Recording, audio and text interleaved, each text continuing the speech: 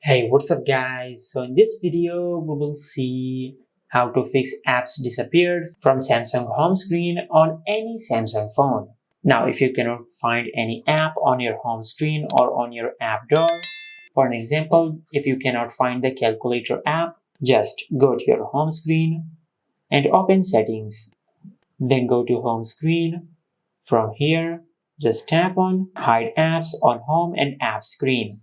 Now under the hidden apps section, if you find the app which you're looking for, just tap on the minus icon for the app which is hidden on your home and app screen and select done. Now if you go to your home screen and open the app drawer, you will find the app in your app drawer. Just like that. Now if this did not fix your issue, then you might have uninstalled the app by mistake. Just go to your home screen and open Play Store, and from here just search for the app which you can find on your home screen.